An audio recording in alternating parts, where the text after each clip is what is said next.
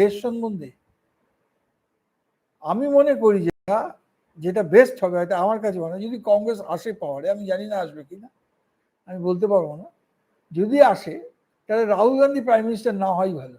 যেমন মনমোহন সিং ছিল, ডক্টর মনমোহন সিং, ওরকম একজন নন পলিটিক্যাল লোককে প্রাইম মিনিস্টার করে দেওয়া দরকার, who is very much educated.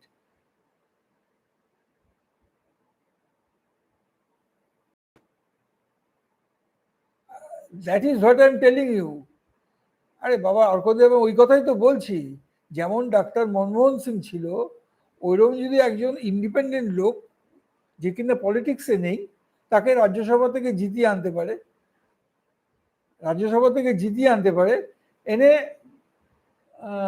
Prime minister করে দিতে পারে, তাহলে দেশের ভালো হবে। যে পলিটিক্সে থাকে না, তাকে দিয়ে যদি দেশ চালাতে দেয়, পলিটিক্সের ব্যাপারটা রাহুল গান্ধী দেখবে বা কংগ্রেস পার্টি দেখবে। কংগ্রেস পার্টি পলিটিক্সের ব্যাপারটা দেখবে, কিন্তু দেশকে দেখবে একজন বিদ্বান লোক, হু ইজ হাইলি এডুকেটেড, হ্যাঁ, এবং অনেস্ট। ওই আমি আবারও বলছি, বারবার বলছি, ডক্টর মনমোহন সিং এর মতো দরকার, because out and out honest man doctor Manmohan Singh. হ্যাঁ, তো এরকম